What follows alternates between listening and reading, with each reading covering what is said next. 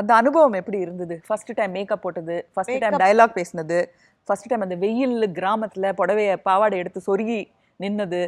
என் லைஃப்ல நான் பாவாடை தாவணி நான் போட்டது இல்ல. அதுல ஒரு மாதிரி நடக்கணும் இல்லையா? ஆமா.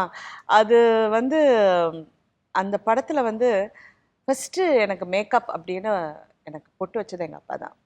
அவர் அந்த டைம்ல அவர் அங்க வந்தாரு எனக்கு மேக்கப் போட வந்து, சார் நானே வச்சு என்னுடைய பிளெஸிங்ஸ் எப்பவுமே உனக்கு இருக்கட்டும். அது ரொம்ப சென்டிமெண்டலா நான் ஃபீல் பண்ணுவேன். ஏன்னா அவர் என்னை பிளெஸ் பண்ண மாதிரி. நான் நடிகையாவேன்னு அவரும் நினைக்கல, எங்க வீட்டில் இருக்கிறவங்களும் நினைக்கல, நானே நினைக்கல. நடிக்க போகும்போது கூட இதுதான் நான் அப்படிங்கிற ஒரு டெஃபினேஷனே எனக்கு கிடையாது. ஏன்னா எனக்கு வெளியூர் போய் ஃபர்ஸ்ட் செருப்பு இல்லாம நடந்து பழக்கம் இல்லை, ஆட தெரியாது. அது வேற அங்க போயிட்டு மலை மேலெல்லாம் ஏத்தி, ஐயோ எனக்கு வந்து அந்த டைம்ல அதை நினைச்சு இப்ப நினைச்சு பார்த்தா ரொம்ப ஒரு பிரமையா இருக்கும், எப்படி இதெல்லாம் நான் பண்ணேன்னு. அதுவும் டயலாக் பேசணும். எனக்கு ஃபர்ஸ்ட் டயலாக் அந்த கிளி என்னோடதுன்னு சொல்ல போகும்போது அந்த கை தூக்கி அந்த கிளி அது என்னோடது அப்படின்னு நான் சொல்லணும். பாரதிராஜா சார் பண்ண அப்படின்ட்டு அந்த கிளி என்னோடது அப்படின்னு கையை தூக்கி அழகா சொல்லு, அது உன்னோட கிளி தானே அப்படி சொல்லு அப்படின்னாரு.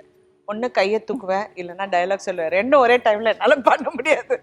இந்த மாதிரியெல்லாம் நான் நடிப்பு ஆரம்பிச்சு அப்புறம் சாக்லேட் கொடுத்து என்னை நடிக்க வச்சு,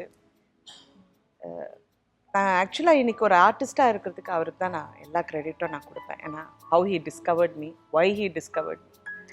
அண்ட் அதுக்கப்புறம் நான் வந்து நானாக கற்றுக்கிட்டேன்.